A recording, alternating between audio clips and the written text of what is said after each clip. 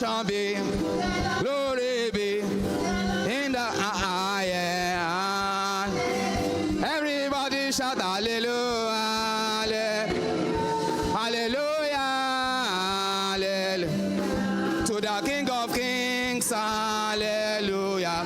To the Lord of Lords, glory be, glory be, glory be in the highest. Hallelujah. Praise the Lord. Put your hands together for Jesus. That was a beautiful one. Put your hands together for Jesus. Thank you, my brother. Thank you so much. That was a lovely, lovely one. Awesome one. I hope we'll have somebody to do this again tomorrow morning and do it again in a very beautiful way. You know, tomorrow will be at the last, we'll be gathering in the morning like this. Sunday will be, you know, that one. So I hope we'll have somebody to give us, you know, a very good praise session, to praise God for all He has done for us for the past days till now. Praise the name of the Lord. So let's do this. Start 2025. We can do it better. Start 2025.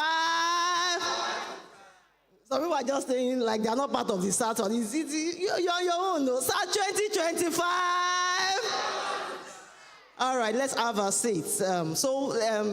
Let's take in our first speaker this morning.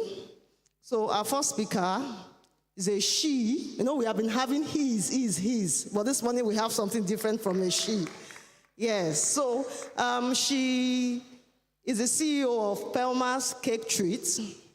And one of the reasons why we have her here is to share her experiences with us of how she has, you know, been able to start up her business, you know, the learning process, what she has been able to do, and what she's hoping to do. Probably you could pick one or two things and learn from it. Unfortunately, our speaker this morning is also, you know, I told you we have empowerment programs, like 4 we run every year. This is the 4th for this year.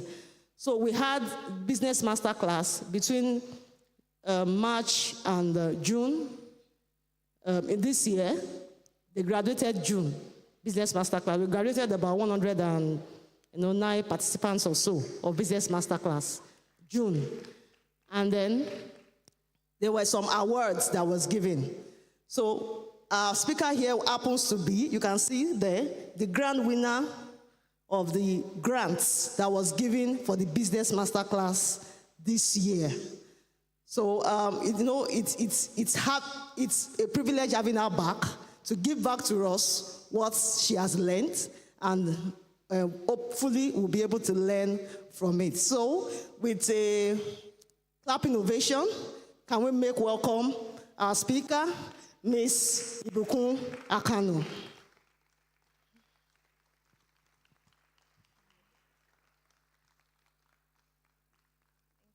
Good morning, everybody. Thank you. Please, you may have your seat.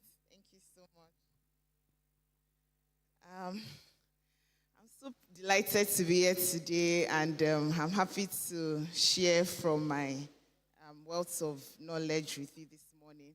But I'd like to ask, how has the session been from Monday, start 2025?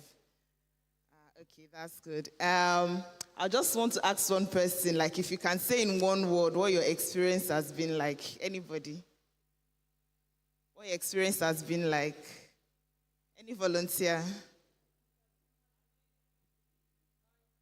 Mind-blowing. Wow, I love that. Ma, what class do you belong to? Fashion designing has been mind-blowing. That's good. Hello, Ma, you said amazing. You said amazing. Please, what class do you belong to? Hairdressing. Okay, that's good.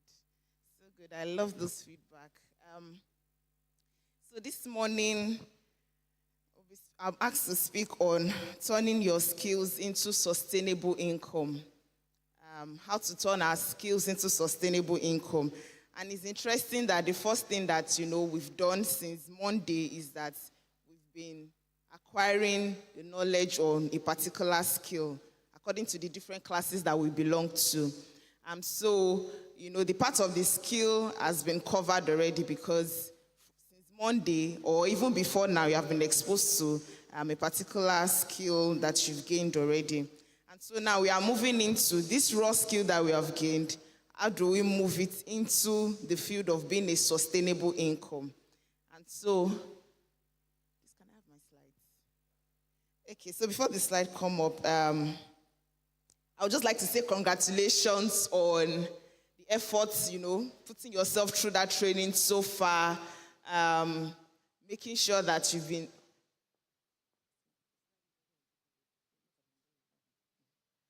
Okay, so I'd like to say congratulations first of all. The time that you've spent here so far, investing your time and also making sure that you get the best of what you've been learning. So I'll start with that by saying congratulations to all of us. And now that you've gained this skill, I just want to, in the mood of congratulating you, I'll be speaking on acronym called YAY. That's Y-A-Y. Congratulations. And then, so YAY, now that you've gained that skill, what next? YAY. You understand why. Okay, so starting with the first letter in that YAY is what? Y, right? Okay. And so that Y would be, I want to ask you, what's your why? What's your why for the skill that you've gained? Why? What's the reason behind why you are in fashion design class, hairdressing, soap making, the IT courses, and so on? So, if you've not asked yourself why, kindly reflect on it. What's your why? Could it be that you're just like, the church is saying we should come and get ourselves engaged for 1 week? Or you're like, I see these things around, I think I'd like to learn it. Or maybe, let me use, what's it called, fashion designing, for instance. And you're like, because, the way the economy is going, I think by the time I want to sew one cloth, they'll be telling me it's 35,000. How much is a machine? Let me just get one myself and start sewing, myself. Or you'll be like, it's looking like I might be making my hair myself now, because any small thing, to even make this one out here, these thousands and all like that. Are you looking at maybe just your hobby, something that you like doing, but you want to get better at it? What's your why? Or is this something like you're looking at transitioning from a particular career to another path, and you're like, okay, this particular step is a very vital step for you to take. That being here is the first vital step. So basically, what's your why? And so your why determines how far you would go in, turning this skill into a sustainable income. I think I was at a particular program one day, and, one of the participants there, she said, her why is that she just wants to be financially free. And the reason why she wants to be financially free is because she came to the office one day. She works in a bank. She came to the office one day, and she just saw that her colleagues were complaining. They cannot log into their system. That was happening. Before you know it, they met with HR, and that's how they got to know that they've been laid off. And so she just came up to that wake-up call that, it can be me tomorrow that will just come to the office and I'll not be able to log into my system. And so for her, she was like, there's nothing she has been able to save up. So, that was her own why, that she needed to be free from any form of fear that something might happen to her the next day or tomorrow or something. And so I would ask again, what's your why? So your why determines how far, you get into turning this skill into a sustainable income. So clarify your why for learning this particular skill. I have a mentor who says his why is that people would work with him in his firm will be able to, go on to live better lives. So for him, he has seen a future that his firm will grow so big, and even the salaries and whatever benefits that his staff would get, they would use it to live a better life. So just imagine that he's not thinking small about the business that he's running.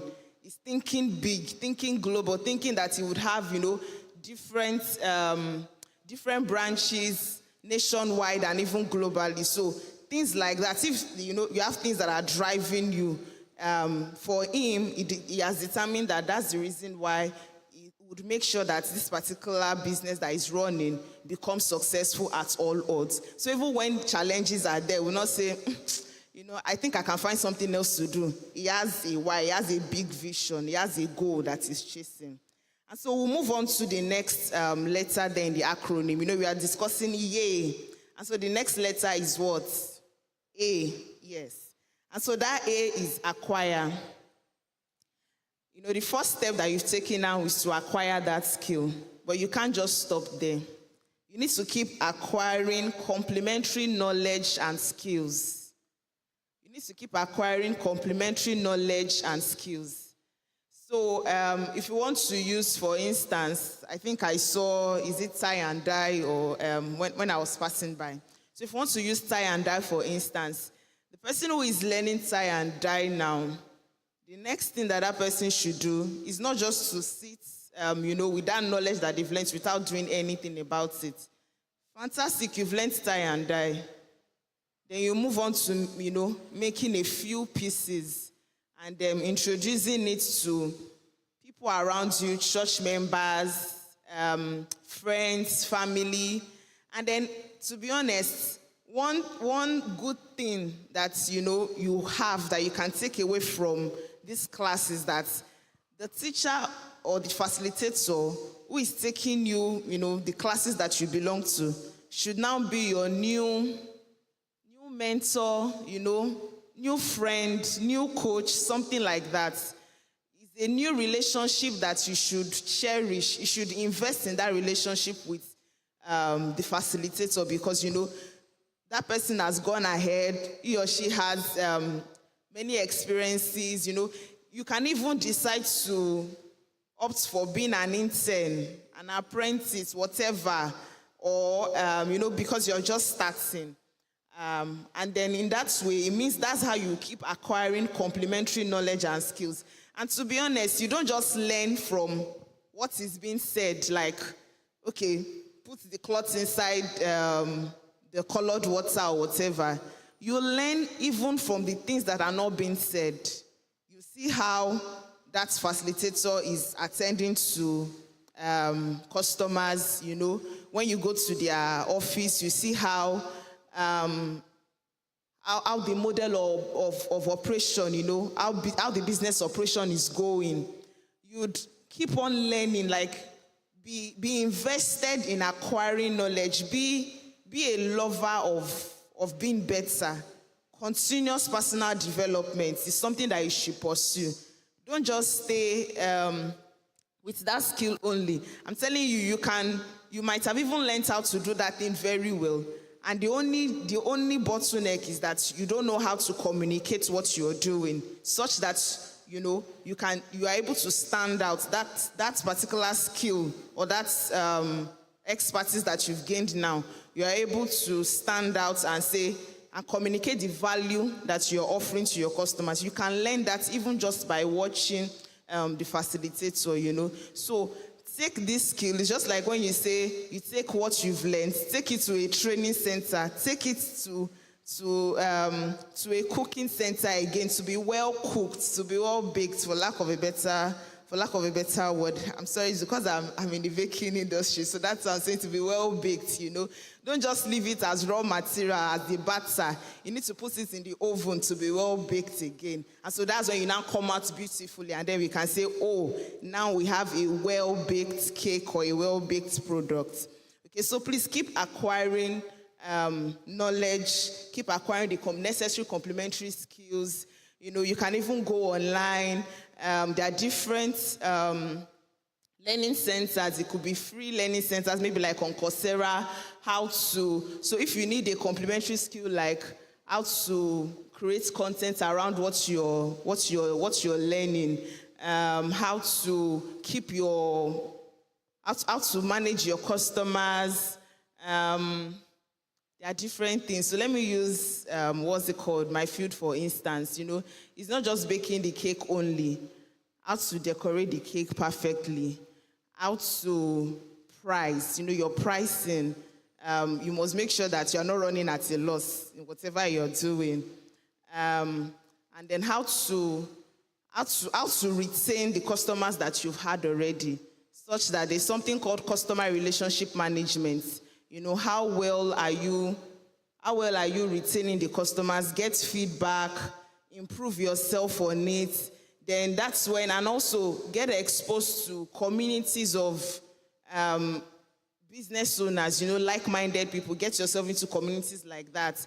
When there's a program that is coming up and you see that it's going to benefit you and your business in gaining a complementary skill, apply for that. Apply for business incubation programs, apply for entrepreneurship programs, all those, complementary skills like that to help you get better at what you're doing. And then we move to the next letter, which is what? Why. And this one is something that I see a lot of times that, it differentiates us from just being a petty trader or a mom and pop store or one malam outside there. And that is your books. Your books. Track your cash flow, where your money is going to. So I remember that there was a time when I was asked at the early stage of my business. So I started baking from secondary school. So I used to belong to, food and nutrition class in secondary school. And my hobby is, baking. And then I moved on to NYSC. That was the only time I had the time to train again. This SAIU program, or is this SAID program, something like that in NYSC. That's where I engaged myself in further training again. And then I got myself attached to a facilitator to be an intern under him. And when we just know that we used to make a lot of cakes, but Oga, that's what we used to say in quotes then, would come and would be complaining, we need money to buy this thing, and I'm like, we have a lot of customers. I'm just wondering, where is this money going to? He really does not know. Sometimes we'd have to go and take some things on credit. So I served in Ilorin, and that's where I also furthered my baking education. And so, it's as bad as then they were using charcoal oven. I would go and take charcoal on credit, like, give us, and then when our boss comes, we give you back the money. And it's so funny because I'm just wondering, we have a lot of customers, but what's happening? It's just as if this money. So I wasn't really interested, if not that it's something that I like. I wasn't looking at baking as something that is a very viable industry because of the kind of experience that I had at the beginning. And I'd like to chip this in. There's no experience that is wasted. So if I meet someone today and I see something that they are doing, I'm like, I don't think this is my way. I have learned a way not to do something. Like, I've learned a new way not to do something. And then when I see someone that is very inspiring, I've now learned a way that, I think I want to follow this path. This is what I would like to be doing. So for me, no knowledge is wasted. And then, for my boss then, no social media. I think, I'm not sure he was even really using WhatsApp to advertise his business. It was just on calls, referrals, and then would wait on the next customer that is coming. Even when customers make complaints that this, there's a way, it wasn't clear on how to run a business from him. And then I moved to Lagos, moving on to other things, joining different programs, being in different associations and all that. And then I'm learning how to become better in running a business. Now, at the first instance, when you're running your own business at first, it might just be that you are a self-employed person. There's a difference between your business and self-employment. Self-employed is like you are just the one person in your business. You can start from that. It's okay. To be the cleaner, to be the sales rep, to be the front desk officer, everything is okay. But you need to grow from there to now getting people on board with you. That's when you are building a business, a company. And so for me, I've been learning on things to do and things not to do. And I think another thing that I would like to chip in here is let technology be your friend. There's nothing, I have this mindset that there's nothing I cannot learn, no matter how difficult it's looking like. So you'd see you'd get some applications and it might just be looking a bit difficult, especially when it's looking like you are not the maths inclined person like I was in secondary school. So, when they are talking about this whole balance sheet and all that, but thankfully with technology, we have apps that you can use to make, your business books easy to keep. You might not necessarily need to use paper and biro again, but if that's what you can understand for now, you can start with that.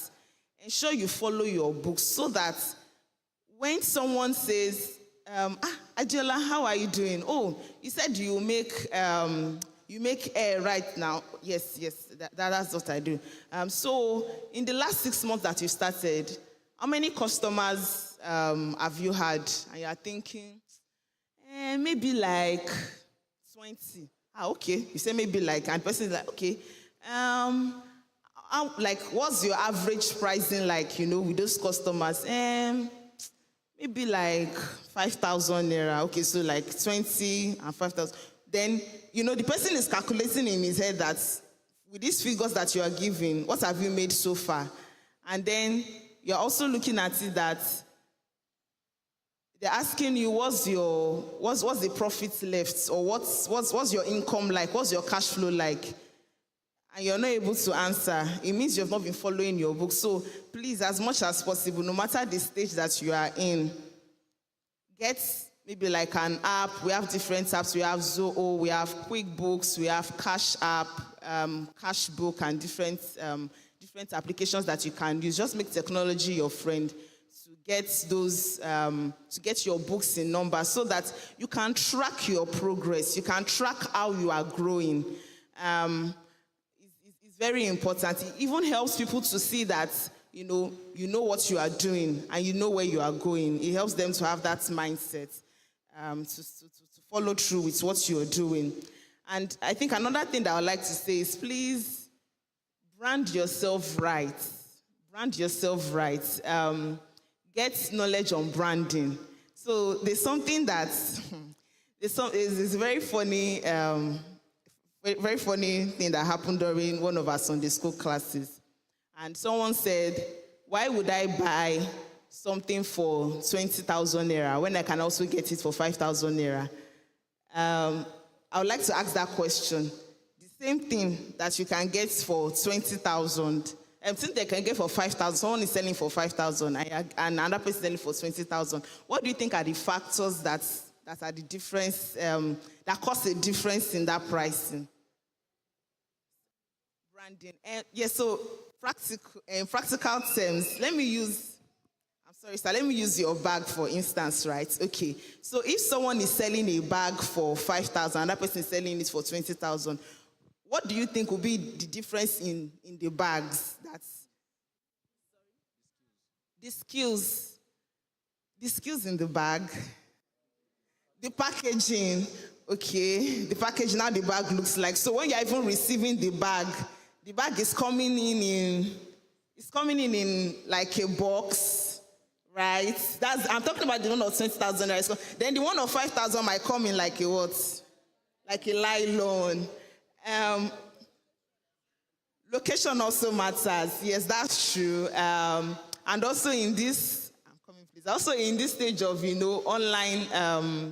online shopping, sometimes location might not be at the very topmost thing that, but except if your store is a walk-in store, then perfect, location matters for you. Okay, so in that bag, what else do you think would be inside the box? Would it just be like a plain bag? Yes, complimentary souvenir, so it means that like the card, the logo of that company would be on the bag and not, but for the one that is 5,000, right, it might just be like a plain nylon, just one plain white nylon. So you are not expecting so much from, so you see now that why I say branding is very important, both personal branding and even your business branding. It just differentiates those things, and that is how you are tracking your books. So you would see that, okay, when I did this, the reception to this material, to my product was a lot more better than, so you just be testing things. And that's why if you are following your books, you will see that when you were selling it at 5,000 naira, maybe you were making a profit of 2,000. But when you added those branding benefits to it, you are now making a profit of 12,000 naira. How would you know if you are not tracking your cash flow? It's your book that will tell you that. Do you understand? Because when you are documenting what you've made, you will see the difference. Like, oh, okay, I see. So in this case, then let's do more with our branding. That's what your books helps you. So before, I didn't understand what people meant by your books. I'm like, it's your book. I should know that I'm selling. Abi, let me just continue doing at least my cake is nice. People like it. I just know that I'm selling. But when you are not seeing the thing that you're doing that is making your profits increase from year on year, is in that tracking your books that you would, is that, your cash flow, documenting your inventory, your inflow, what you're buying, what you are spending on, that's how you would know. Let me use another example. A dress, someone who, okay, let me go to the fashion designing industry now. I know you know a lot of brands and, I'm trying to bring out something, but I want the name to come out from you. So, fine, we have a store where there's someone we have two business owners who have a store as fashion designers, right? The necessary things are there.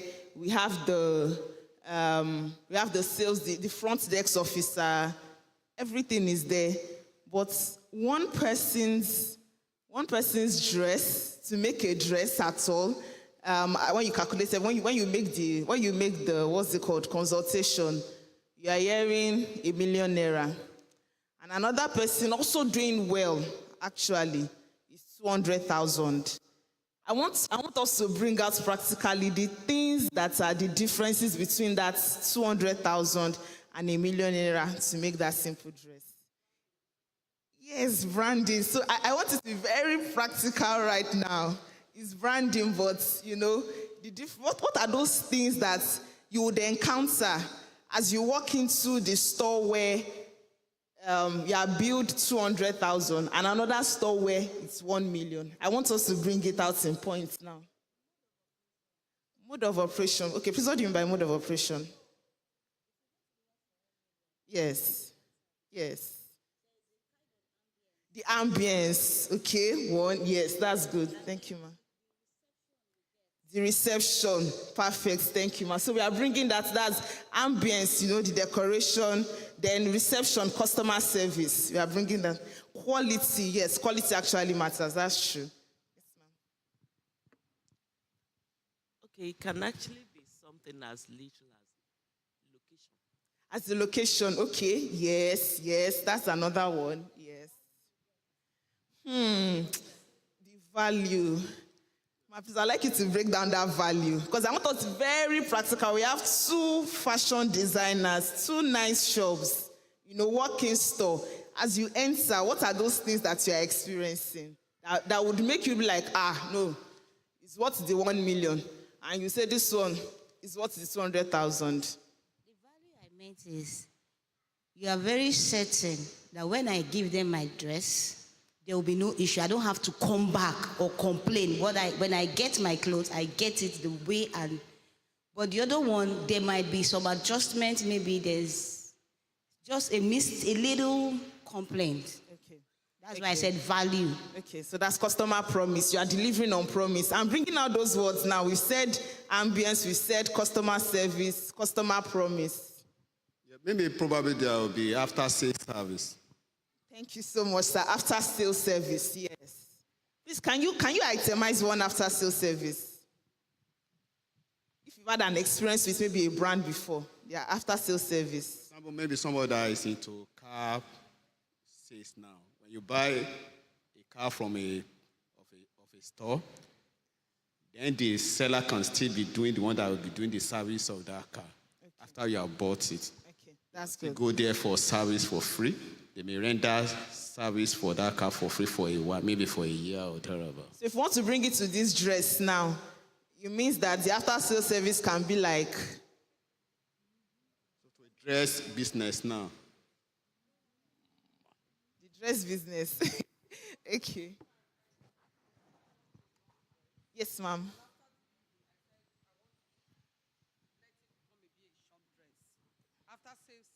And they don't charge me for that.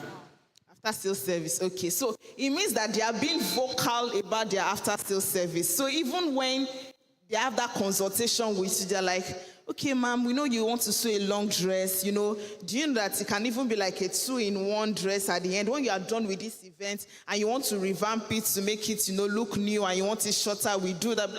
In fact, that experience, they'll be like, it's truly, it's what's the 1 million? Yes, sir. Yeah, so the after-sales service I wanted to talk about earlier, before he said it, could also be after the selling of the product. You might call to say, okay, how's our product? Hope there's no complaint. Just like customer feedback. Okay, thank you very much, sir. So now I want to bring those back. Do we have any other contribution? Okay.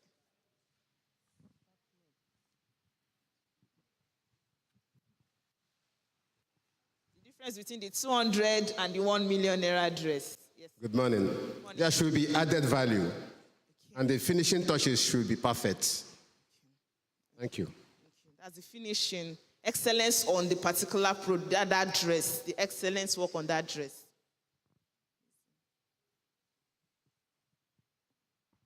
Good morning. Thank you for the presentation. First, let's do that fashion. If I am to sew a clothes, Yes. once I walk in there,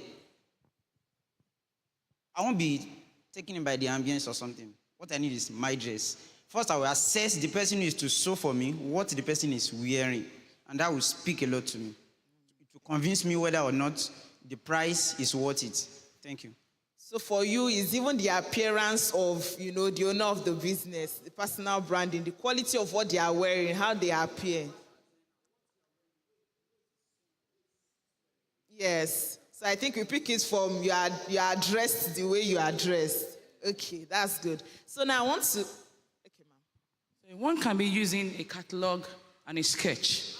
Perfect. Thank you, ma'am. You see, that person has added technology to their service to make it a lot more better and the experience getting better. Instead of, catalog where you are showing through catalog, the days of going to tailor by the shop, Paco tailor shop, and they'll just be showing you catalog. And now, we're having sketches, illustration, different things like that. When you come, the style you choose, they will tell you if it will fit or not. Okay. That's still part of... Yes, they will tell you, maybe you saw a style somewhere and you feel, okay, I want to have this, but they will look at your physique and tell you, no, it will not look good on you, but make other suggestions. Okay. So that's part of consultation. I'm going somewhere with all these things that we've said. Yes, please. So that will be the last. Okay. Yeah, we'll just take those two more. I would call it detailing. Detailing. Now, you give precise information on what you are going to do, the benefits they are going to get from your particular product. Okay, so that's the customer experience. Yes. Praise the Lord. Yes, ma'am. I would like the after-sales service, just like bringing laundry. Like you can render it for like 3 months for them, just to dry clean their clothes. Okay. Praise the Lord.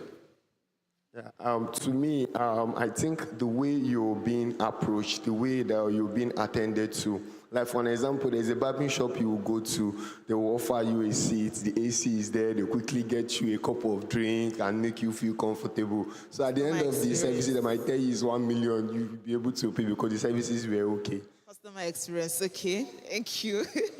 I hope we still have more time. Yes, please, let's take them. I love our responses. We are going somewhere. Yeah, the after-sales service can be after sewing the clothes, you don't want to stress the customer. You can tell her that, okay, we will bring it to your doorstep without charging you. Okay. Free, that is free delivery. For being that they just started, they just want to attract customer to themselves. Okay. Thank you, Mom. Thank you, Mom. Yes. To clarify what I said earlier, it's not just about the appearance of the person. Let me say, I want to sew a native dress, and the person who used to sew it, I see the kind of native wear he sew for himself. He didn't get the sewing. So I know that if you cannot get what you are sewing for yourself. Even what you are wearing is not excellent. So how will you give me an excellent product? That's okay. Thank you, Mom. All right. So now we are now taking it back to your books. We are saying track your cash flow. Now you see everything that we've said. The difference between the person who is charging 200,000, you'll be like, yes, now. In fact, if that person charge you 1 million, you say, what happened? It's too much. And then the person will charge you 1 million, I'll be like, okay, yeah, you just be like, okay, please send the account. In fact, that's when you start forming assets that, yes, it's worth it. We said a lot of things, so let me start picking it one by one. It means that you are investing, we said invest in the ambience, right? So the ambience, the way you are dressed, even the way your environment looks like, the ambience. There's a difference between just one brick and mortar shop and there's a difference between another store that, is well lit, well decorated, the interior is looking very good. Even when you enter, you know that you've entered a very classy environment. Okay, so that's investing in ambience. So it means that when you are investing in the ambience of your office, you are not calling it a waste because you know that it's going to lead up to your bottom line at the end of the day. Now, investing in customer experience. So it means whoever is the front desk officer in that particular store must be well trained. So the business owner would know that if I get a team of, a team of service providers who, what they do is to train your staff on customer relationship, customer experience. When I get a bill from a company saying that, we want to train your staff on how to attend to your customers, customer relationship management generally, you will not say that, is it not just to say, good morning, ma? What would you like to have? This one and all that. You are investing in it. You enter some banks, there's a way they greet you. You'll be like, it's the same way this security greeted me. It's the same way the teller guy or whatever. It's the same way even when I have, a bigger issue. And they are just making it sure that I'm being attended to all the time. You enter some banks and you will know that there is order here. The way they will just, making sure that everything is moving fast. If the line is too much, they'll come and ask, ma'am, what would you like to do? Okay, please, can you? It means that they have trained those staffs on. They're not just assuming that the staff should know their, their job description. So for now that you are the person doing everything, you also train yourself on that customer relationship management. Because now that, so it means if you are investing in learning how to treat your customers excellently is an investment. And, the person would receive you differently and be like, yes, it's worth that charge. Then we move on to saying the excellence of the product, the detailing and all that. So it means that you shouldn't rest on your hours on what you've learned and you're saying, it's enough. I think I can now do better. There are new styles, new trends. I think someone mentioned here that, instead of catalog, you're giving them sketch, illustration. I think they even have an app that they're using to do that thing, And you're just like, okay, the way this person is even explaining, as if the person is taking me to a fashion. I just want to sew a dress, but it's as if I'm going to a fashion school by just meeting this person that wants to, the way the consultation and all that. So it means that you as the business owner, you should be very knowledgeable about the trends, the new thing in your business, in that field that you are doing now. So those are the things that when you are investing in gaining those courses, you would not see it as, am I sure I really need this thing? Maybe it's like a waste of money, or we should, when you are tracking your numbers, it will help you see that, it was when I moved from catalog to sketches, I was able to confidently charge this amount, and now they are seeing my value and they are paying for it. Then we moved on to after sale. So it means if you can't even do that on your own, maybe because of how busy you are trying to even meet up with customer orders, you can get somebody that will be involved in that customer relationship from the before sale to the after sale, making sure that you get the feedback, you get their responses, and even give them explanation on how to take care of their garments, their fabric, whatever it is, how to choose, that's those differences, those little things, we call them little things, but they are not actually little, they're actually significant. Those significant things, no matter how little or much that they are, they make a lot of difference in how people perceive your brand to how they perceive the brand of the 200,000 and then the brand of the 1 million naira dress charge. And so, it's a lot to be said about how to run your business from turning that skill to a sustainable income. But like I said, know your why. What's your why? Why are you learning this thing? If it's just that maybe you just want to just to learn a skill that you don't know, maybe you are traveling and you just want to have an handy skill. You might not really push so much or invest so much in yourself. But if your why is that you're looking at building something that would worth your while, building something of legacy, building something that people will be proud to join you in that particular venture that you're doing, then you see that your drive is different from the drive of the person who is just to survive, basically, like side hustle, something like that. And if your drive, if your why is that this one is not side hustle, then I think you should even start changing that language called side hustle. It's not your side hustle, it's your main work. It's something that you still, you're living, you'd live as a legacy for people coming behind you. So even with the way we talk, our words, our speech, let's also change that to fit into the terminology of what we think that we are building. And then that's acquire complementary skills, acquire complementary knowledge, all those things that will make a difference between business A and business B. And then your why, that's your books, track your cash flow, interpret it clearly in the way you can understand, so you know the next thing to invest in. Maybe you need to invest in your packaging next, or you need to invest in your marketing, or you need to invest in gaining better skills, better knowledge, knowing the trends in the field of what you're doing. And so I'd like to take questions now, but thank you for engaging in the session, and that case study that we used. I hope it was clear enough to see how to start, and then I'm moving to being sustainable income. Please, do you have any question?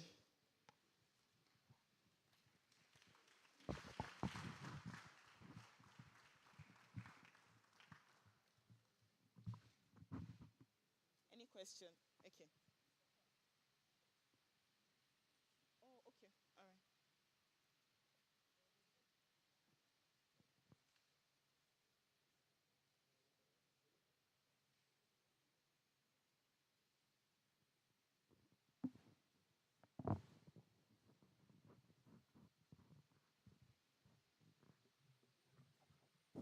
Praise the Lord, church. Good morning, everyone. Yeah, thank you very much. You've spoken well. Thank you. Just like you spoke, turning our skill into a sustainable income. Okay, I will have a skill, and we've been trying our best to turn that particular skill into an income, but the income isn't coming. Probably, for an example, one is a photographer, a content creator, one does a video shoot, and each time a video is being edited or is being done, income doesn't really come. Each time the person strives to, put something online, good approaches doesn't come, good comment doesn't come. So what can one do in such a state to turn that skill into a sustainable income in a way that, okay, I'm being patronized, I'm well known, I can edit a video, I can push my video forward? Thank you, man. Thank you. This question I asked, it happened to me at the early stage of my business, and I'd like to throw back a difficult question to you. How good are you at that skill that you said you've gained already, and you're looking for the income, the customers for it? So let me give this quick example. My time is fast spent.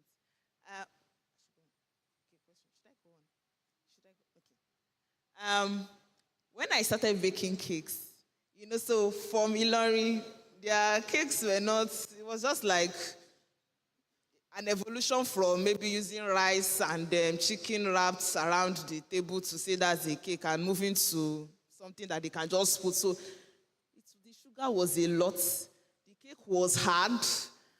I don't know, like, today they just feel, let's just stand beside something. Even the finishing, the decoration, it really does not mean anything to them. It's just, let's just have something. As long as it's is it akara, what do they call it in Yoruba? You get it? So when I came to Lagos, it was a different experience in the level of excellence to what the people in Lagos were offering. And I even thought that by reducing my price would bring in more customers. I'm telling you, the very people I told that I now make cakes, when they tasted my cakes, okay, nice. I think I have a birthday in September. This one, I even gave out free cakes. It was when somebody was nice enough to tell me, that nice enough is constructive feedback, was nice enough to tell me that I think you should watch this, watch that, watch this, what that person gave me at that time is more than patronage, but with that, I was able to correct myself, work on myself, gain better knowledge, improve. So I want to ask you that same question, like that photography. Are you sure the pictures that, you're even uploading that they are seeing is something that when they say, be like, yes, this is really good? Because when you see something really good, you come back for it. So that's my hard question back to you. Improve on that thing. You might think you know how to do it well, but get feedback from other people that this thing that I'm doing, and don't get feedback from your friends so that they don't toast you into saying something nice. Get constructive feedback and to help you do better. Okay. Good morning, everybody, once again. I have a question and I have a contribution. Now, can you tell us the difference between marketing and lying? Yeah, the reason why I'm saying this is that you get to a place, fine, you want to market your product. For example, maybe it's ice cream or whatever, or smoothie. I ask you, do you have pineapple inside in this smoothie? You understand? There's pineapple in it, but maybe because, there's pineapple, and you are telling me that there's no pineapple.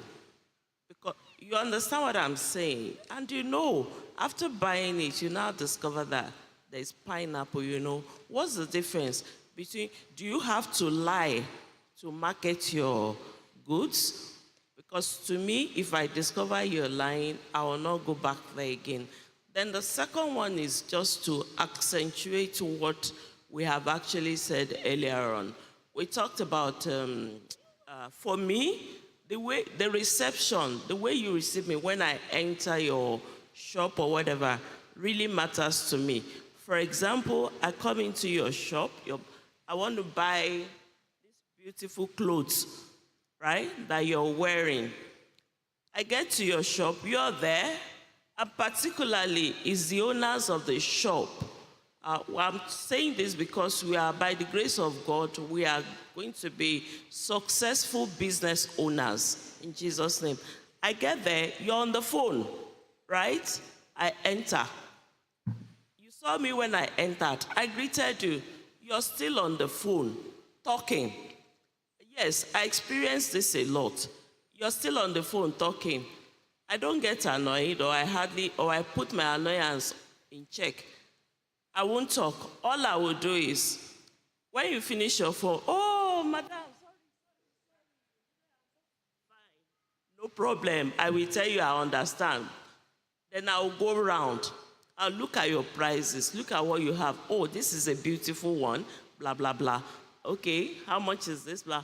All I'm there to do at that point in time is to get your prices. I get your prices, and I walk out, go elsewhere to go and buy my goods. So I just want to say that as business owners, please, your reception matters. When somebody comes, you're on the phone. Courtesy demands that you attend to the person, you understand, with a smile on your face. Thank you. But the question is marketing and lying. Thank you, ma'am. All right. So I would say that you've even answered the question in passing, because at the end you said, when you find out that pineapple is there, maybe for instance you're allergic to pineapple, you said you won't go back to that person again. So that line can just get you to the next step. It can't get you far. But marketing, which is really communicating the value of what you offer, would get you, would get you to last, would take you further. But line can just take you, just keep you at that step. It won't take you to the next step. So even when we are communicating, let's, be sure that we are sincere with the value communication that we are saying about our business. Thank you so much, ma'am. Thank you,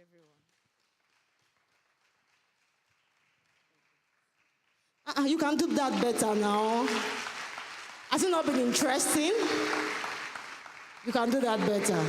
Thank you, Ms. Ibukun. Thank you for this wonderful session. What was that tag that she used for our session? You can say it better. You can say it better. All right. So for me, I picked on that A, where she was talking about turning our trainers to our facilitators to our mentors, people you can learn from. You can reach out to them to learn. So you can reach out to them for volunteering, for internship. So I would like that we engage our facilitators well. Don't just at the end of this training go back and then forget about them. Reach out to them.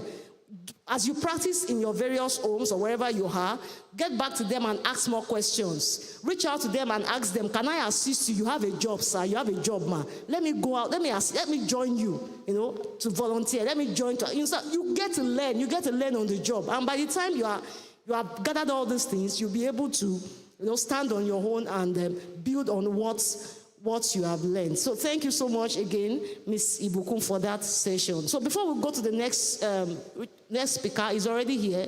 He's speaking to us on content creation. I said it yesterday that we are learning on how to market our skills digitally. So how do you create content for yourself on Instagram, on Facebook, and market your skills? Let the whole world see what you are doing. So we're going to that right away. But before we do that, one of our mommies are here. Our mommies one of our mommies is here in the empowerment team.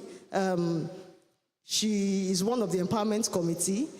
She's the team lead for the Business Masterclass session that I said just finished. We just rounded off some few months back. Can we make welcome? She has a few information for us this morning. Can we make welcome AP Binkwe Bangushi Martins? Good morning, everyone. I just wanted to, Ibukun had done an excellent job. I just want to reiterate a few things as a business owner as well. And I want to emphasize that in business, this aspect of business, the reason why there's a business development training, that we have all these sessions with you, is because we realized your skill is not enough for your businesses to thrive, to survive. Your skill is not enough. You need knowledge. And a big gap that I have seen over the years is the fact that we do not analyze what we do. So you need to, like Ibukun had mentioned earlier, be very mindful of what is working and what is not working. What is working, what is selling, and what is not selling. There are a few things that I had done in my own, business that I liked. I liked this particular product and service, but it was not bringing in the money that I need. Do you understand what I mean? So there's no sentiment. If you find out that there's an aspect of your business or what you're doing that's not working, and it's not giving you the desired results, you can step it down temporarily and focus on what's working. The other thing that when my brother, please, I'd like to see your details. You said you post some things online, video editing and all that. I'd like to see your work after now. But basically, we all have to carve a unique selling point. When you're coming, you should have mentioned your why, but in addition to your why also means what's going to be different. The whole world is doing the same thing. How are you going to do it differently? That takes some time for you to figure out your own unique selling point. If everybody is selling, doing a certain thing a certain way, how are you doing your own differently? And what I see online is that people are watching, but they are also waiting for consistency. So don't stop. There are some people that are there, and maybe if you have survived regular good product, again, you need a mentor to be able to evaluate what you're doing. So don't stop doing what you're doing, because when you're consistent, you will get the right thing, especially if you have a mentor that is telling you that you are doing the right thing. It's not always that you're not doing the right thing. It's subject of visibility and all that. And in my own experience, the best form of marketing has been those that have taken part, and I'm sure Ibuku might have mentioned that, people that have tasted of my service are the ones that are going to town to talk about what you're doing. So I have one of my, somebody that I patronize, she will always call back to ask, how was what I sent to you? I don't know if you do those follow-up messages asking your customers, how was this product? Did I do this well? Is there something? And so on. So she's checking for customer satisfaction and so on. So please, I want to encourage you lastly, is keep community. After now, have 1 or 2, 3, 4, 5 friends. I move around with a few people in my sector, and I just ask them, so what are the new things? What should we be doing? Don't be in silos, so that you have a community of people that you're in the same space and you're continuing to learn from one another. Again, I always say, think collaboration, not competition. It's a game changer. So think collaboration, not competition. If I do well, I make Adire well, and you make suits well, let's talk. We can share customers or someone, work, especially when you have people of like value. So please take these business development components of your businesses as equally important as the skill. Thank you very much.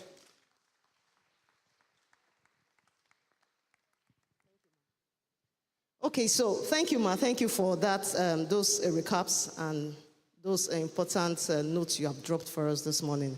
So moving next to our next speaker is the digital marketing facilitator in this program, Sachin 25. So we'll be speaking to us this morning on how to create content for our businesses. Can we make welcome Mr. Feyi Oloyede?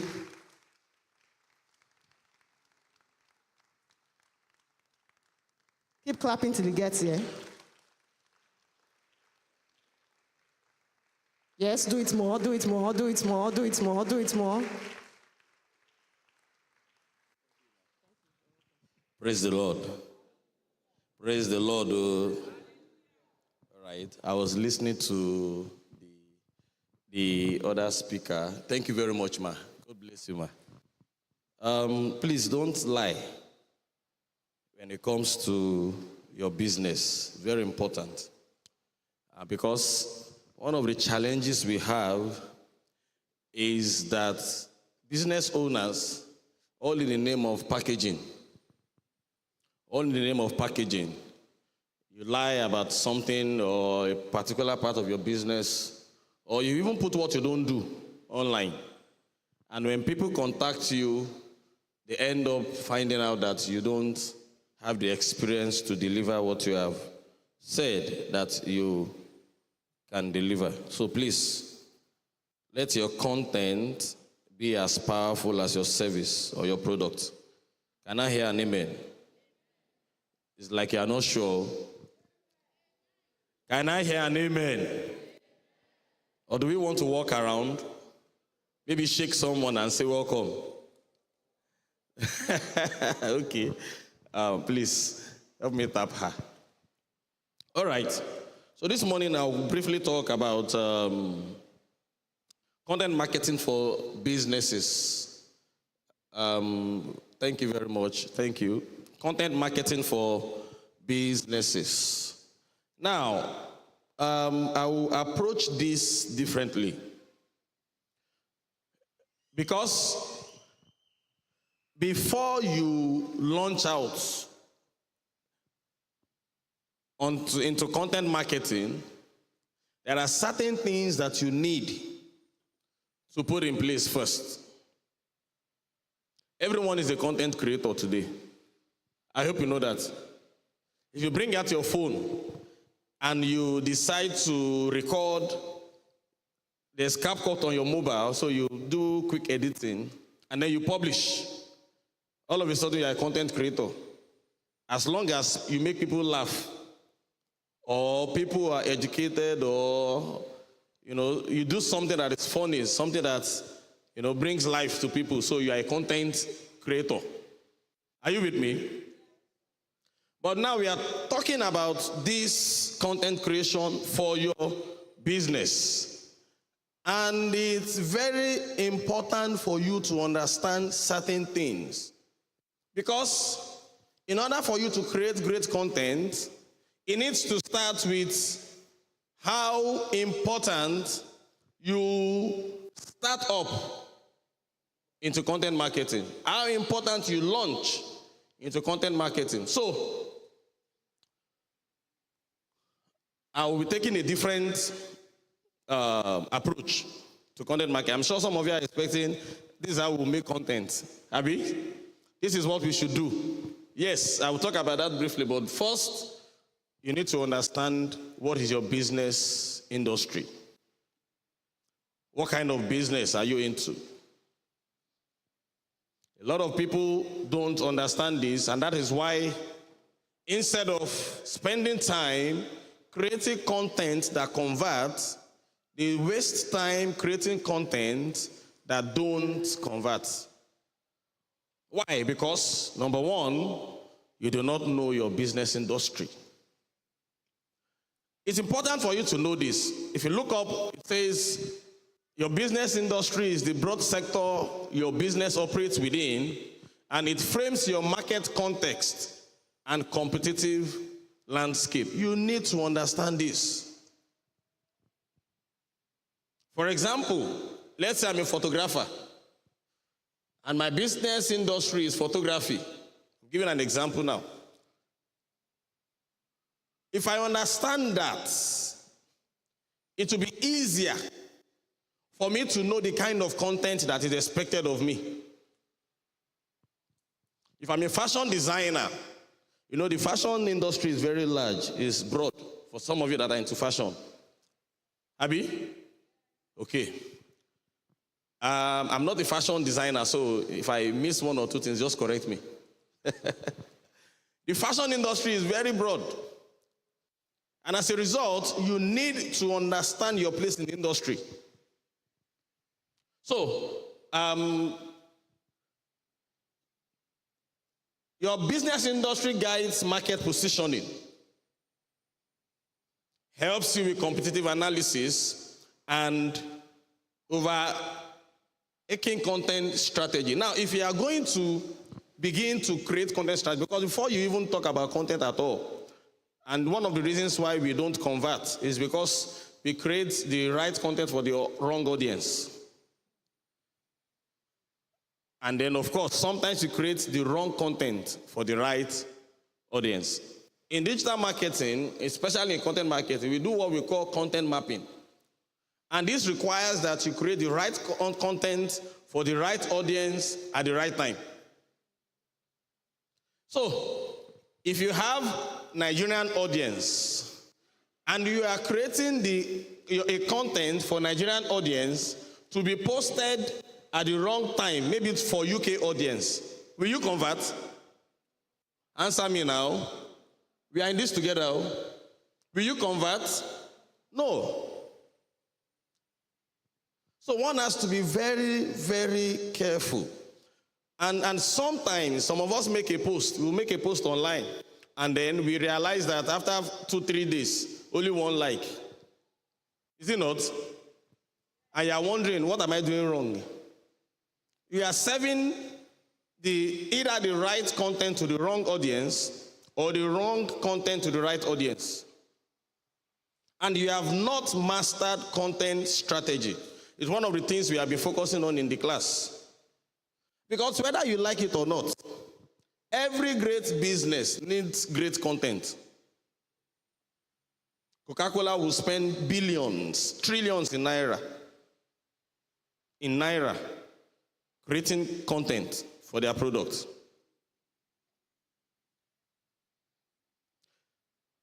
So let's move on quickly. I put some examples there. You can snap the screen because of time. I won't be able to touch a lot of them, but I will touch the major key points.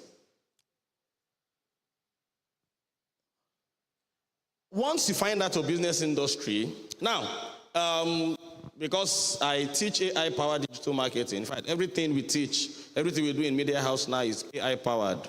I heard her talking about CRM, everything is AI-powered. So, I'm going to give you a prompt. I usually don't do this, but because of this session, I'm giving you free prompt that you can use to identify your business audience.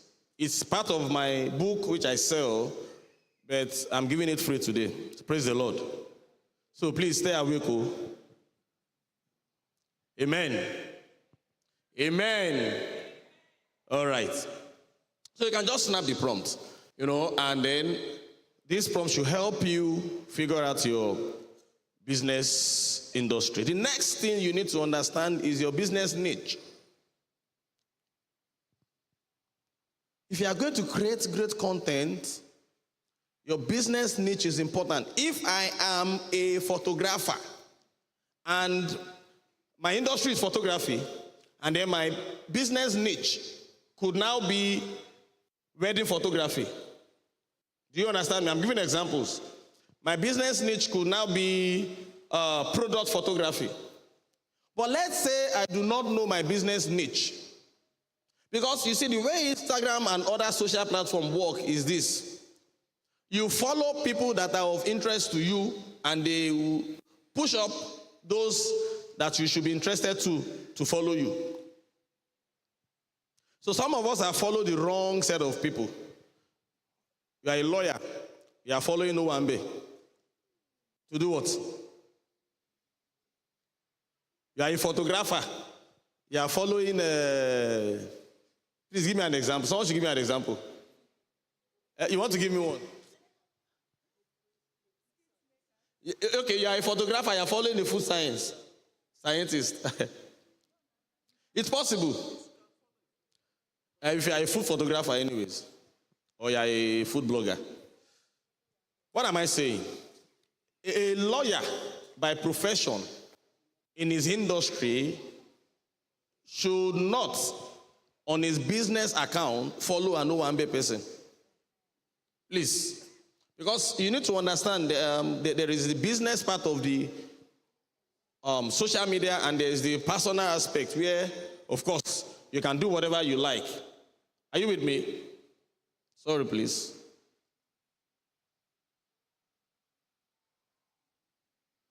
So, your business niche is very important. If I ask now, how many of us know our business niche? Raise your hand if you know it. If you know your business niche. Very few. You see, every great content, if it will convert, needs the right audience. If I am a product photographer and I'm following sport photographer, Or I create content and I'm pushing it out to food photographer or those that are interested in food photography. I'm simply saying that I am not ready to convert.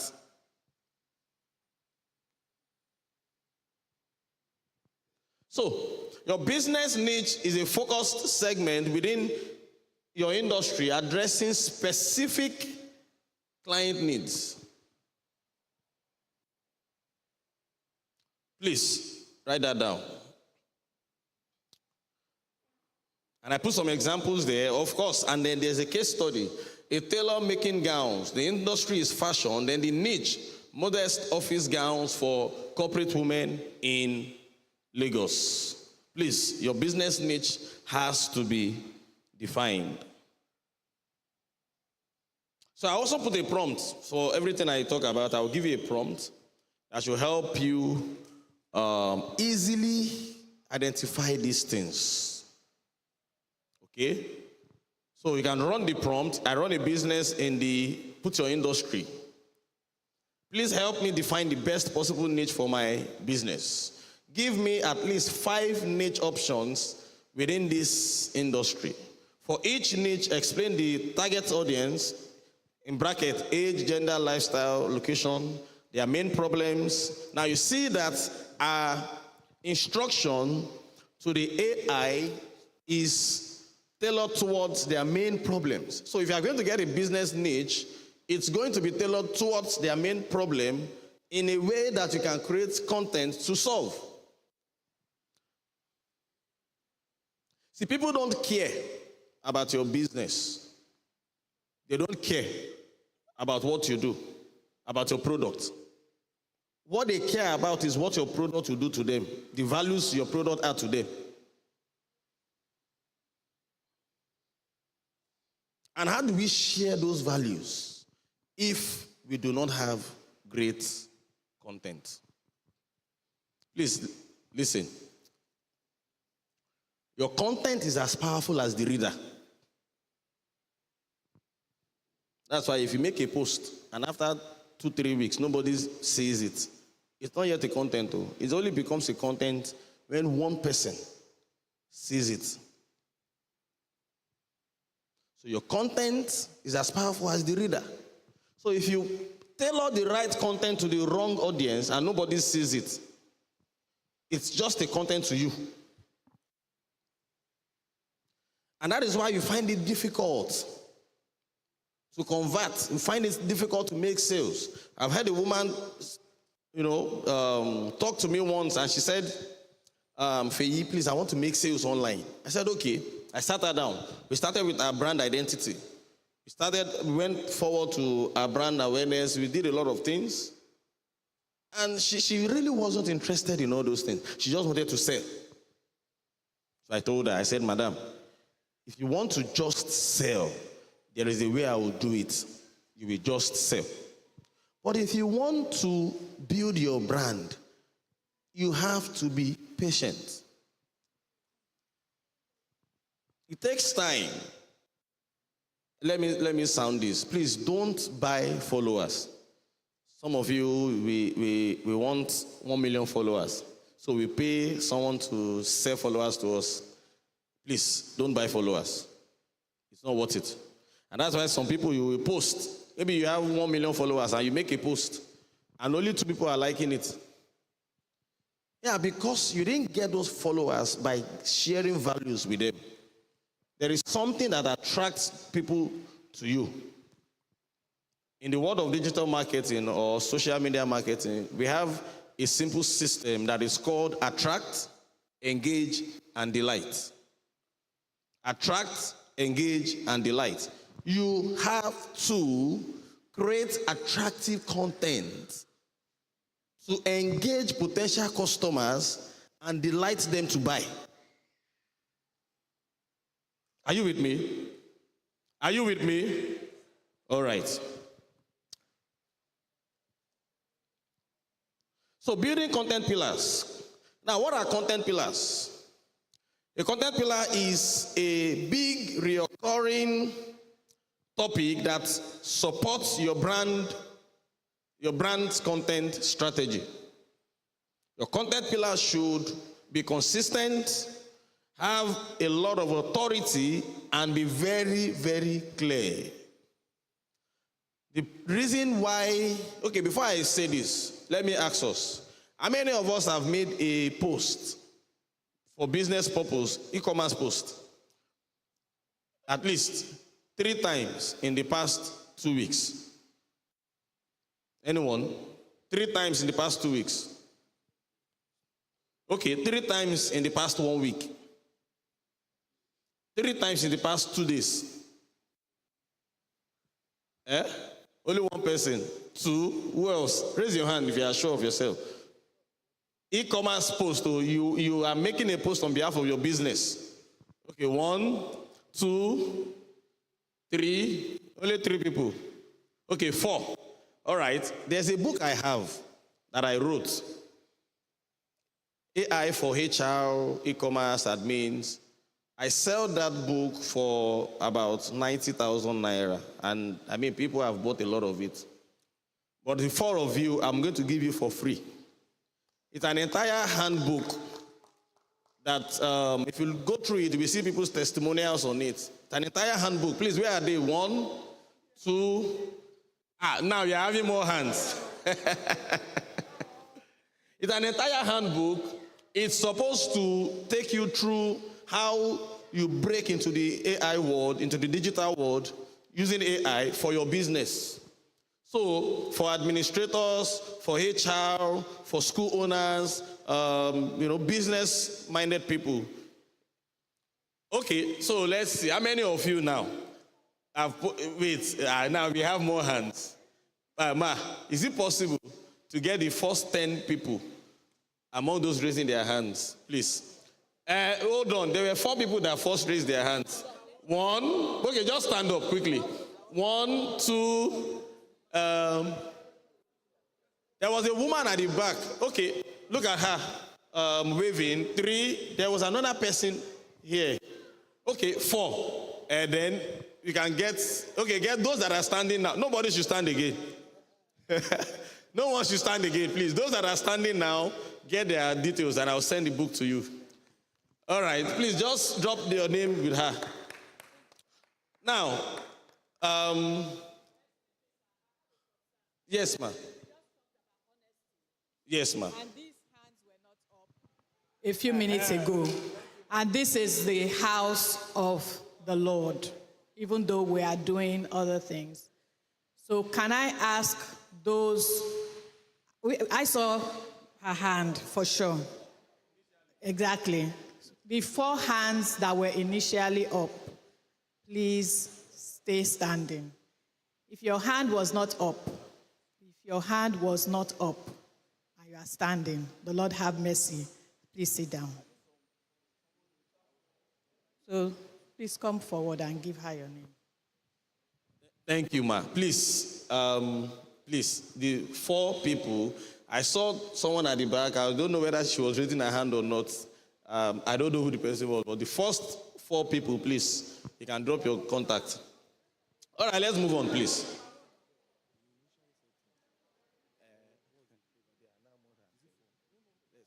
Okay, ma, is it possible to make it just 10 people?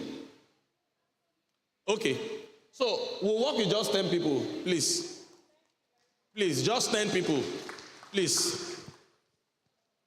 I had an online seminar like this where I had almost 90 people join, and that was where I launched the book. And more than half of the 90 people were not from Nigeria. Okay? And so I'll give the book to 10 people, the first 10 people. Okay, let's move on. Now, I will ask questions at the end of the class. I have another book I wrote. I haven't launched it yet, but when I launch it, by the grace of God, I will share it with whoever answer my questions. So let's just move on. Content pillars. Now, you can write this down. If the screen comes up, there's a prompt that I have for content pillar as well. Please, when the screen comes up, you can get that.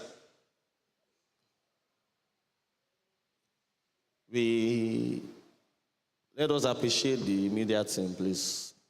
They are doing a fantastic job. Thank you very much. All right. So you can take a snapshot of this prompt and keep it. Now, I'll move on quickly. Now, the moment you identify your business industry, let's say fashion, because we are going to use someone's business here as an example. And if it works well, where is Madam Odukwe? She has left. If it works well and your business is well patterned, then our company will work with you at least for the next 1 month to help you reach a positive visibility on social media. So if you have completed your business industry, your business niche, you now know which area of focus that is specific to your client's needs. Then the next thing we talked about before was content pillars. Now your content pillars could be about 3 to 4 things. It could be on educational, informational, promotional, so many things. Now, after we are done with our content pillars, the next thing we need to look at now is content type. We now know what we should be building on. Now, need I say that the reason why most of you don't post is not because you don't know what to post. It's not because you don't have what to post. It's because you don't know what to post. You see, it can be so clustered for businesses that you have spent so many hours thinking of what am I going to post on Monday? What am I going to post on Tuesday? To the point that because our brain can only take as much as it can take, you get tired. Sometimes you sleep off. By the time you wake up, the next day that you were planning to post is already there. So you are not making content or you're not making posts simply because you do not know what to post. Sometimes you have what to post, but you don't even know how to post it. Am I communicating with someone? Very important, please. Content is very vital to the growth of your business. All right, let's move on. So content type. Your content types should be text, images, audio, UGC, live streaming. Some of you might want to engage in Instagram Live. All right? Now, you see, live streaming is a very good way to market your business because it shows your level of knowledge about what you do. And that is why the first speaker said, don't lie about your business. Please don't lie. The reason is this. Let me give you an example. Let me give you a scenario. Please come. Let's say we both apply for the same job. Maybe a company needed electrical services. And they say, okay, one of our sockets got burnt and we need repairs. So if the both of us apply for the same thing, now when we get there, the manager asks me, what do you think is wrong with this? And then I approach the socket. I check it and I say, oh, this socket is burnt. We'll just have to change the socket for the socket to work. And the manager says, okay. Then the manager goes and approaches him and asks him the same thing. And instead of replying direct, he says to the manager, can I check your junction box first? Can I see if a fuse is bad that is making or triggering the socket to blow unexpectedly? Now, this guy has shown more knowledge. Am I correct? But I have not shown enough knowledge. If the manager will give the job to anyone, who will he give it to? He will give it to him. Why? More knowledge. Please, thank you very much, sir. You see, always master your niche. Don't involve in too many niches at the same time. You are here, you are here. Master one particular niche. Be a master at it. 2, gather as many knowledge as possible. The reason why live feed or Instagram live or live stream expose you to your potential customers is because they have heard about what you know. They want to see that you have more knowledge about what you're doing. If you say that, oh, I do frames, fine. Show me what you do, you show it. Okay, they can give you a little concept about the kind of frame they want that you don't have in your store. If you're unable to answer that, it shows that there is something wrong with your knowledge about that particular niche that you are involved in. So please, gather enough knowledge. You can take a picture of this quickly because of our time. I will move quickly. Yes. User-generated content. There are contents where you, for example, let me give you an example. So that you can, the way I'll put it, you might not get it. If I sell perfumes, I can create an AI, please get up again, please. God bless you. I can create an AI model like him and ask him to use the perfume. All right? Now, because we cannot do that on AI, but initially, you have to pay a model, okay, to use that perfume and take videos of ourselves and all that. And then there are a lot of other things on that. But now we don't need a model. Those in my class, they will understand better after today's class. We don't need a model now. You can create everything from scratch on your own. Content goals. Content goals are the reason why you are creating content. Have you ever asked yourself, why am I creating this content? When you take the image of your fine garment or your fine dress or gown in your shop, and then you want to post that image, the first question is, why am I posting this image? What have you been doing with them? So content goals should address things like that. And that is why retention is one of the things there. Sometimes you want to make content that speaks volume about the values of your business that potential customers that have now become buying customers can see, connect with, and that content is able to retain them. Because years ago, I bought some things from, what's the name of this children's store in GRA? Rough and Tumble. Do you know that last year, December, I'm talking about 2016, last year, December, they still called me and said, today is Deborah's birthday. And we have amazing offers for you. Last year, December, since 2016. I'm not promoting Rough and Tumble. Okay. In case this is going live, I'm not promoting them. If they want promos, they should call me. But I'm giving you examples of why we generate content. Sometimes our content works in the pattern that all it can do is awareness. And we are trying to use the content to sell. And it's sad. Because on that content, there is no CTA. CTA means call to action. There's no call to action that says buy. The content is just for awareness. And then we are trying to use that content to sell things to people. And it doesn't work. And at the end of the day, maybe you employ a social media person, and the person is trying to advise you like I did to a client. And you say, no, this is what you want. And after 2-3 weeks, no sales, then you will now be fighting the social media manager. Content goals are very, very important. All right, let's move to the next one. Please take this prompt. I put prompt for everything I'm giving you so that we are in the world of AI. 90% of what we do in Media House is AI connected. 90% email marketing, it's AI connected. Social media, AI connected. As I am here, there are social media agents, AI tools that are doing the work. I don't have to lift a finger to post. And that is one of the things we've done in the class. All right? My website, I showed you guys in my class, is AI generated.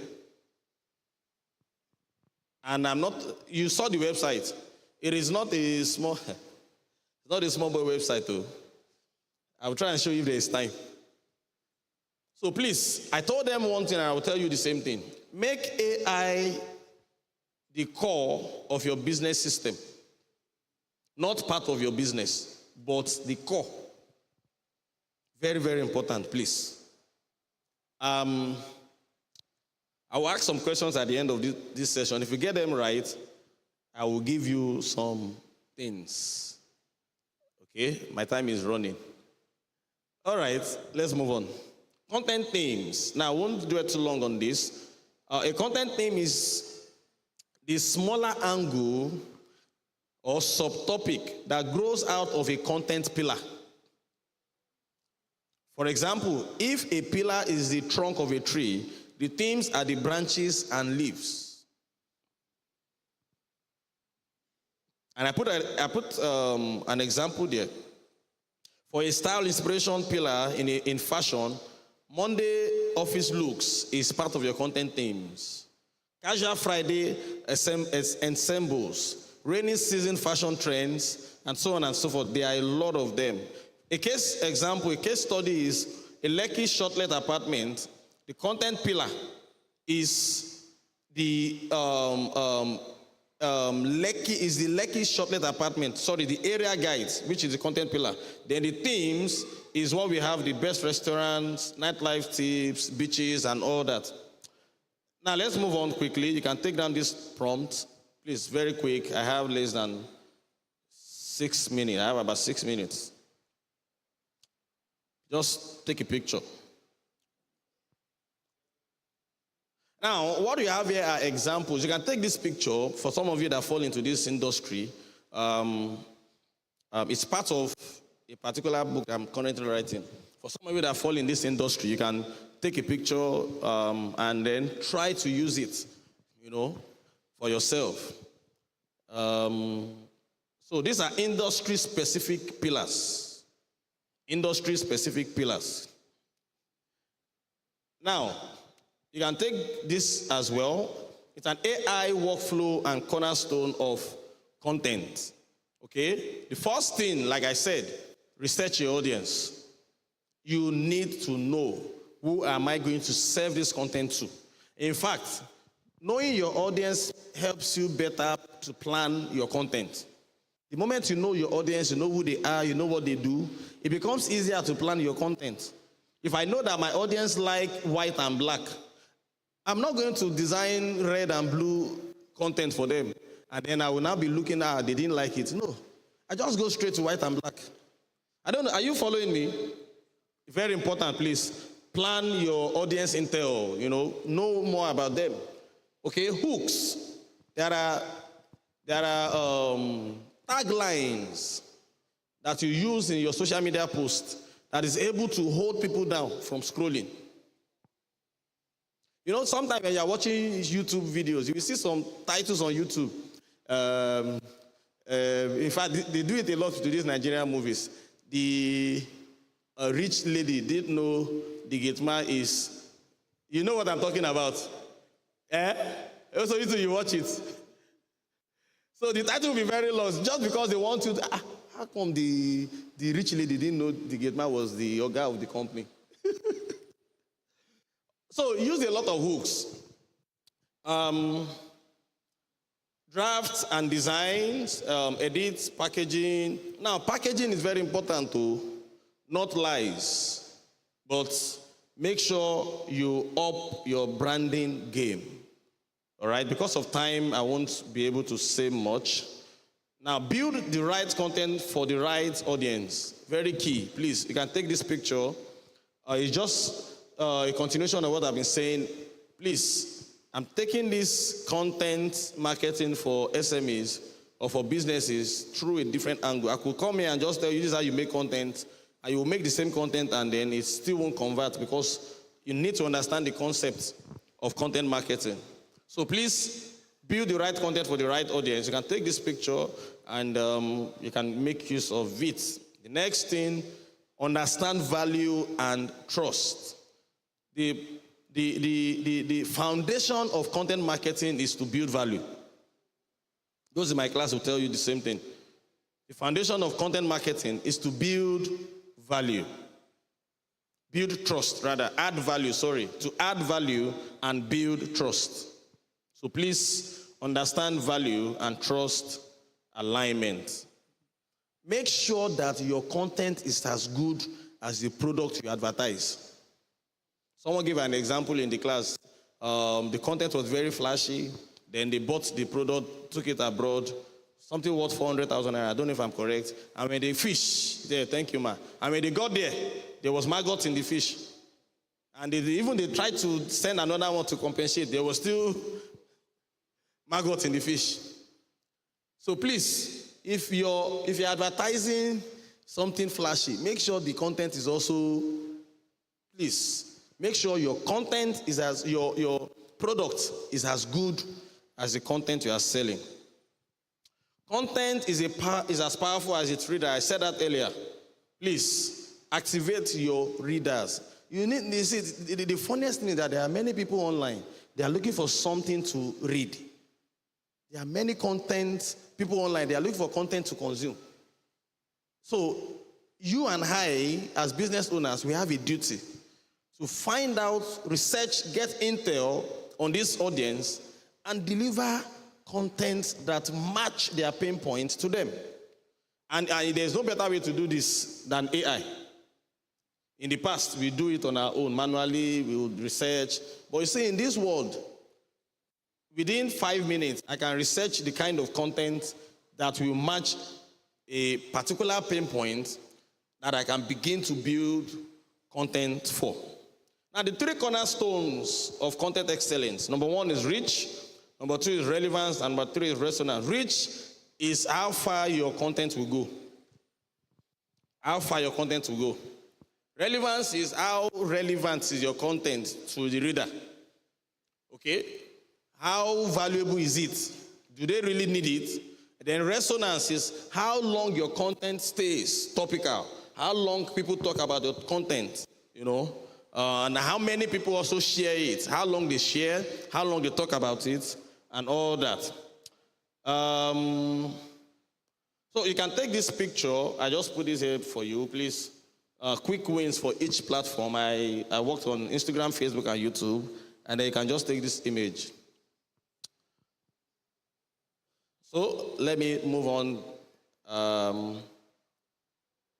Now, you can take this as well. These are fast AI prompts that you can just type on your phone very quickly to achieve, easy task, okay? List 10 profitable niches put the industry of your choice, put your city, very important, with buyer pins and price bands and all that. So these are quick AI prompts that you can use. And lastly, these are quick questions that you should ask yourself. Quick questions you should ask yourself before launching out into content marketing. Before you employ someone to build content for you. Which industry and niche am I in? Who is my primary persona, your primary audience? How many pillars do I have? 3 to 5, Usually, I don't do more than 5, maximum 5. So, depends on your choice. Your main proof, assets, and so on and so forth. Your logo, your metrics. There are a couple of other things that you can do. Now, my time is fast spent. Some seconds past my time. I'll take questions. Though this is just one part of the presentation, but I hope I've been able to help you. Please, I wanted to say if you have been blessed. We are in a church environment anyways. So, okay.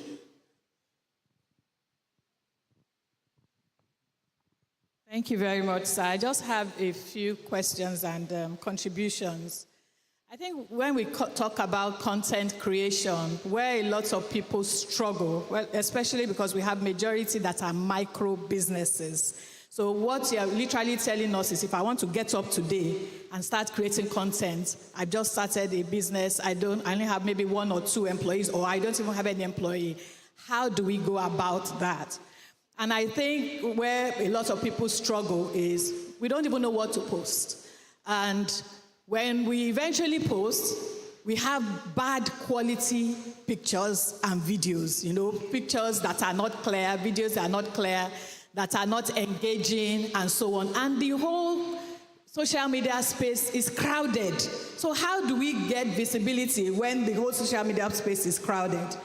I also noticed that a few people on their page, they will post their cake today, post church tomorrow, post something the day after, and mix up different, because I've seen that, I think for people, that also is an issue, because you are posting so many different things that are not aligned. If you go on my own page, for instance, you have no ambiguity that I'm a youth development advocate.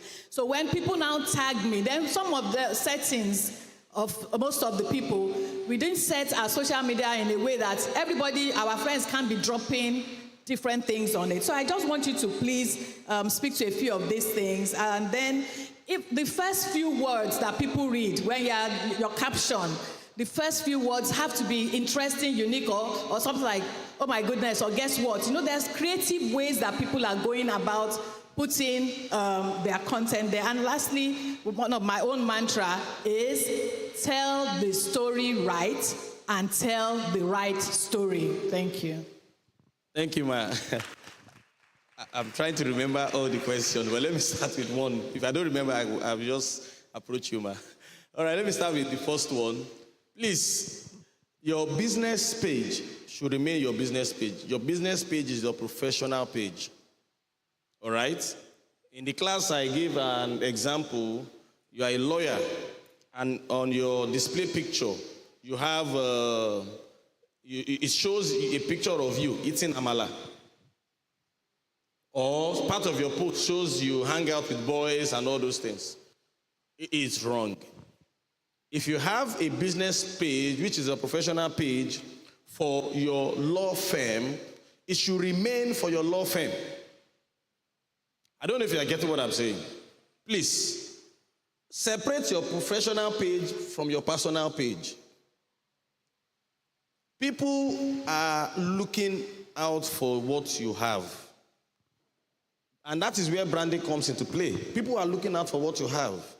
But if they come to your page and find out that what you are serving is not interesting, they won't even scroll. For example, I enter into Coca-Cola page, and I'm seeing, who can give me an example of anything funny they can do? I'm seeing 2 people fighting at the bus stop. Is it possible? Can you see that? It's not possible. Please, Instagram allows you to have a personal page, and they allow you to have a professional page. An example is Linda Keji. Linda Keji has Linda Keji blog, and she has Linda Keji. I hope you know that. So she's able to separate her business from her personal life. So please, as much as possible, for you to appear as professional as possible, separate your personal account from your professional account. The next thing she mentioned is, I think the first thing you mentioned, Ma.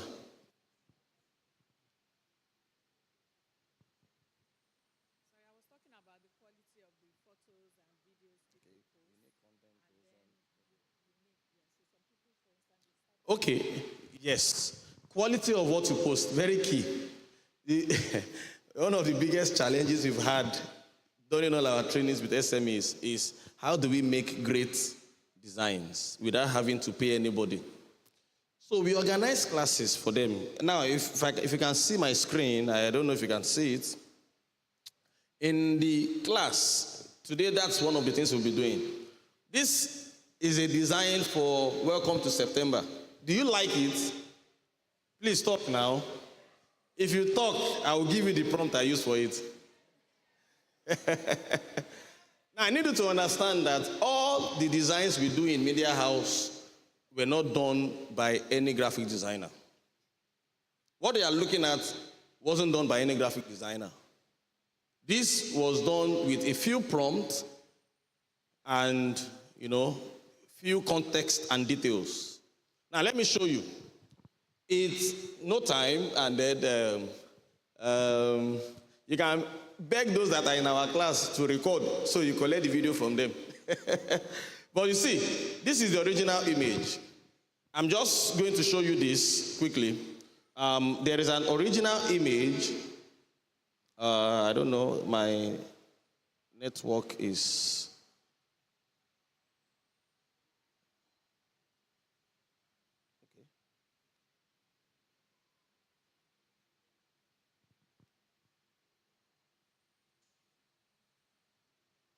Okay, my network is acting up. So, if my network was up, I could show you the original image and then what we ended up with.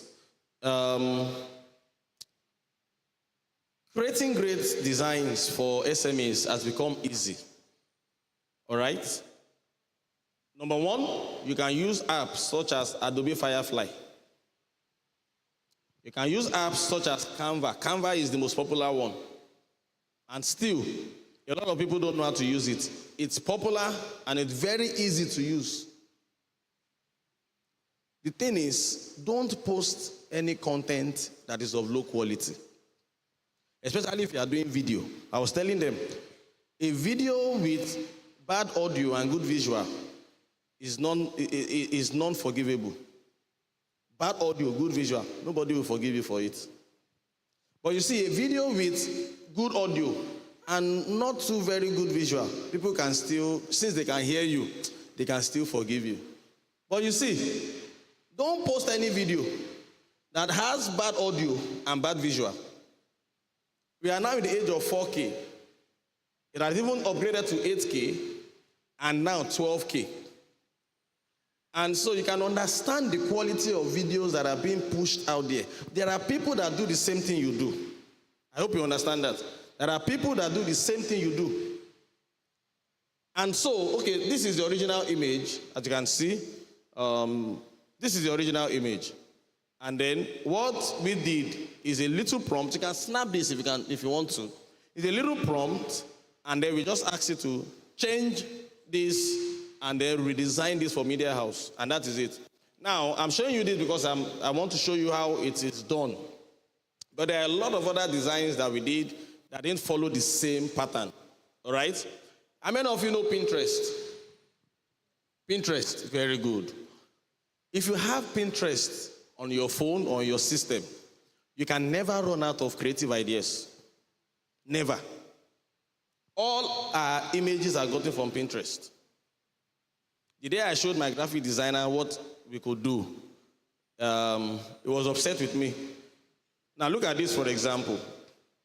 This wasn't done with any graphic tool or software, but just AI. Only AI. And if you come here, this is the original image, but we changed the entire image to match what we are doing. Are you with me?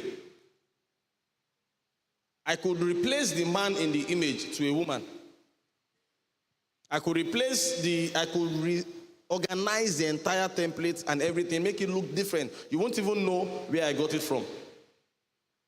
But I'm showing you this. I want you to see the similarity because of my teachings. Let me just show you one more. Now, this is another one. This is the original design. All right?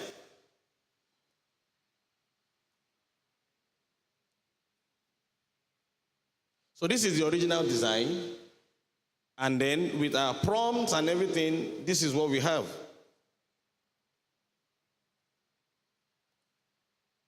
Sorry, please. So what am I saying?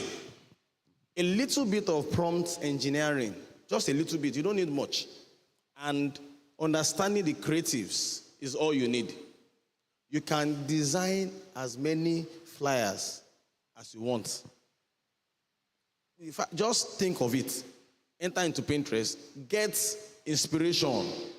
Sometimes I only need to look at the picture or a design on Pinterest, grab it, bring it to my ChatGPT, and that is all. I have my design. Or go to Canva. Canva has millions of templates. If you can't pay for it, there are free templates on Canva that you can actually use to get great designs. All right? So please, Getting quality designs is no longer, in this age of AI, it is no longer an excuse. All right? Getting quality design is no longer an excuse. So please, this is also one of the designs we did, and we didn't use any other tool other than AI. Like I said, AI has become the core part of our system, and nearly everything we do is centered around how we use the AI and what we do with it. So, Ma, am I able to? Okay. Any other question? Okay. Please, because of our time, very brief, so that we can go to our classes. How many? Someone is raising hand. Do you still want to take the person? Good morning. Good morning, all. Good morning, sir. Thank you, sir. I'm from web design class. I want to ask concerning content goal. You talk of engagement, awareness.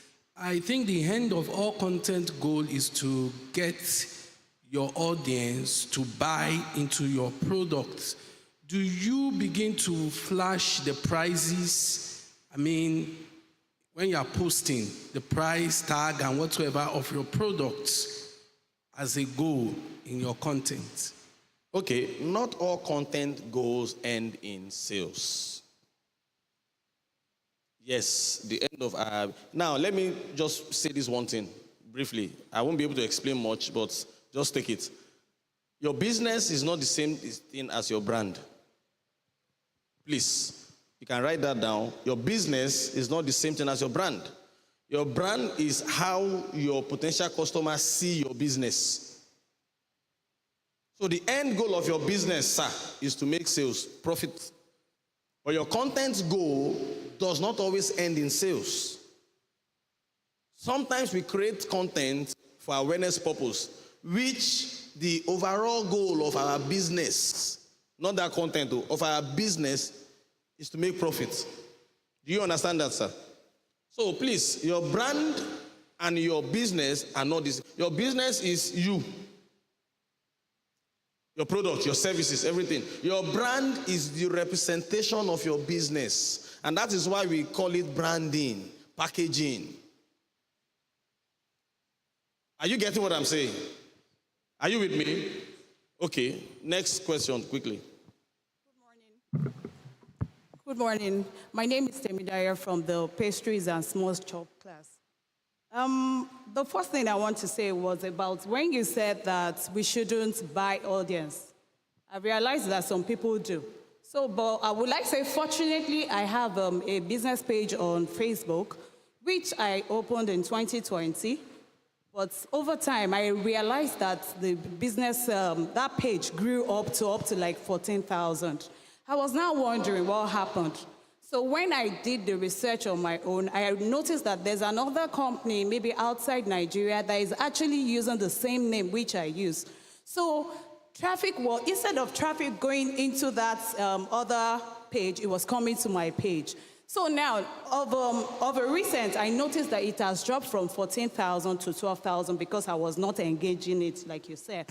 Then also you made mention that you see that there's a page that has like a lot of people, but maybe like two likes and all that. So I see where the issue is coming from because I'm not engaging the page. Thank you for that. Then I also want to ask if you can assist us to send the file that you use to the presentation. Sir? The presentation. Yes. So that it's only meant for people in my class. Oh, so that it can help us to, you know. So beg them to give it to you. And also, if we can have your Instagram handle so that when you have information, we can follow. All right. Okay. I will share I think you have the presentation, ma. Is there a group where everyone is? So she can share it with you. So I've given her permission to share it. Thank you. Now, there's something you need to quickly do before you can come. Please find out who first launched between your business and the other business that's sharing the same name with yours. Because the day they find out that you exist, they can report you, and then they will close your page.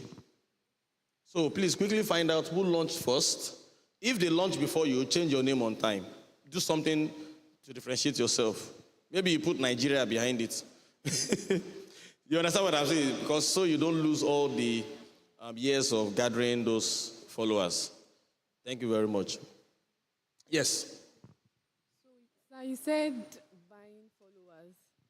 So there's this, the time I started my business, Resin Craft, so there's this friend of mine, she gathers small business owners, then she puts us in one group. Every day we post whatever we post on the group, and they will have to go there to like our post and all. So is this colliding with buying followers? What we are doing is podding. They call it podding. You like, is it like for like, follow for follow? Yes. They call it podding. Please don't do it, oh. It's unnecessary, please. You will like, you see, the way the algorithm works is this. If you follow people that are similar to you, and you engage them well, Instagram will look for people that are of interest into what you're doing. Now, if you run a fashion business and you're following a page where they do sell spare parts, auto parts, the people that will be looking for you will be people doing auto parts or selling or buying auto parts. Are you with me? You won't get the actual audience that you need because you are following the wrong people. Now, when you do follow for follow, in the early stage of the social media, it doesn't work. If you do follow for follow, they will tell you to follow some people. They will follow you back. So when you now follow each other, when you now like something they post, they will not like. You see, the only thing you are doing is that thing is like game. You enjoy it now, Abi. So when you post, you will not see 100 likes. But at the end of the 100 likes, how many of them actually convert into sales? That's the question. Now, in the early stages, some will actually convert into sales, but they don't stay long.